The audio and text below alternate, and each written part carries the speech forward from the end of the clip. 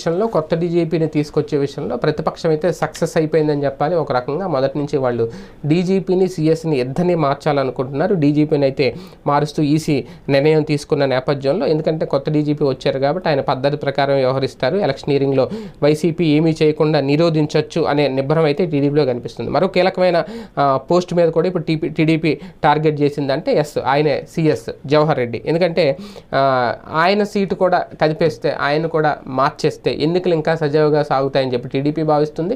ఈ మార్పులు చేర్పుల వల్ల ఎన్నికలు సజావుగా జరగవేమో అని చెప్పి వైసీపీ మదన పడుతోంది. ఇక్కడ చాలా స్పష్టంగా కనిపిస్తుంది. కాకపోతే సిఎస్ పోస్ట్ అనేది చాలా కీలకమైన పోస్ట్ కాబట్టి ఇప్పుడు మరొక బ్రేకింగ్ న్యూస్ వినబోతున్నామా ఇవాళ రేపట్లో సిఎస్ని మార్చే అవకాశం ఏమన్నా చాలా స్పష్టంగా కనిపిస్తోంది. ఎందుకంటే ఇప్పటికే అనేక జిల్లాల్లో ఐపీఎస్ ఐఏఎస్ అధికారులను బదిలీలు కూడా దాదాపుగా జరిగిపోయినాయి. కాకపోతే ఇప్పుడు సిఎస్ని టార్గెట్ చేసి ఒక రకంగా సిఎస్ విషయంలో కూడా